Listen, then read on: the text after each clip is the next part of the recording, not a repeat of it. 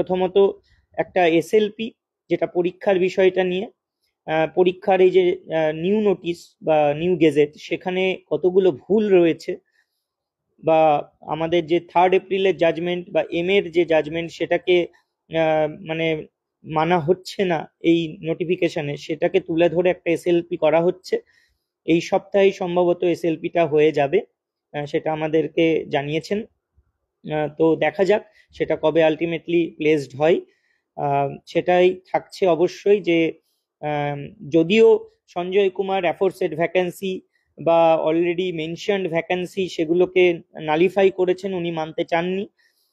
তো main issues আরো অনেক রয়েছে।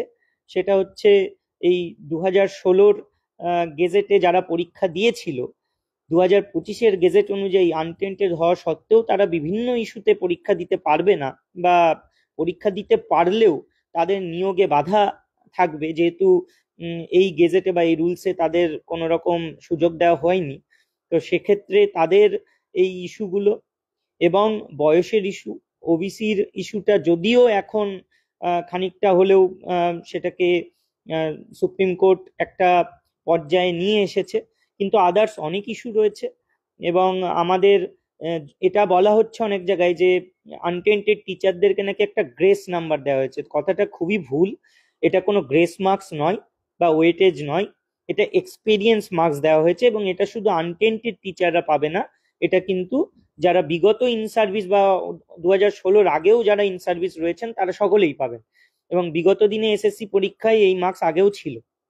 তো এটা কোনো গ্রেস মার্কস বা ওয়েটেজ নয়, সেটা নিয়েও অবশ্যই এসএলপিতে বলা থাকবে। এসএলপিতে অনেক ইস্যুস নিয়েই থাকবে, এসএলপির মতো হবে। আমি পার্সোনালি একটা এমএ ফাইলের কথা বলেছিলাম, সেই এমএ ফাইলটাও করার কথা ভাবছি। যেটা আমরা দেখেছি অনেকদিন আগে থেকে এই কথাটা উঠেছিল, কিন্তু অনেক কারণে এটা করা হয়নি, বা সেই সময় অনেক বাধা ছিল। তো যাই হোক, সেই এমএটা যেহেতু পরীক্ষা এগিয়ে আসছে, আর সঞ্জয় কুমার যেহেতু একটা কথা বলেছেন, এবার সেটা কি মিন করতে চেয়েছেন সেটা তিনিই জানেন।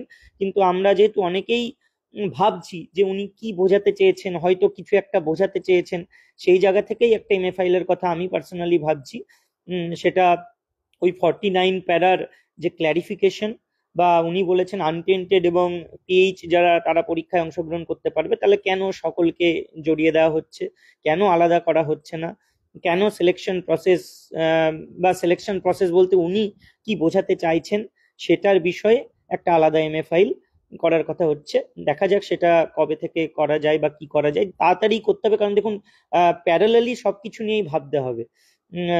রিভিউ রিভিউ এর মতো চলতে থাকুক, এসএলপি এমএ এগুলো আলাদা চলতে থাকুক, এগুলোর সাথে রিভিউ এর কোনো সম্পর্ক তেমন নেই।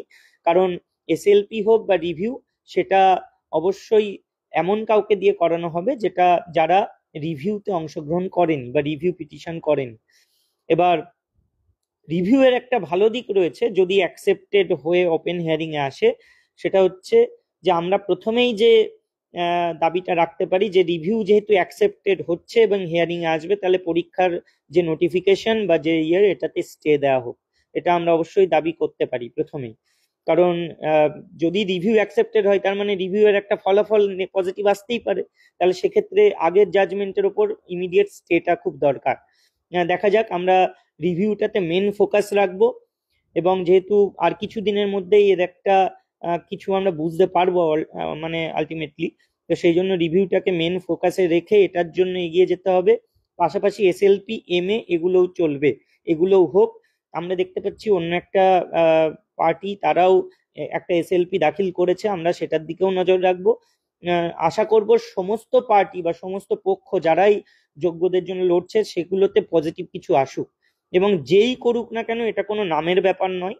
প্রথমে এটা মাথায় রাখতে হবে যে আমরা করলাম কি কারা করলো, এটা নামের নাম নিয়ে কোনো খেলা নয়। ব্যাপারটা হচ্ছে যোগ্যদের ভালো সকলের হোক, যেই করুক যারাই করুক, আমাদের চাকরিটা বাঁচলেই হলো, এটাই হচ্ছে মেন ব্যাপার।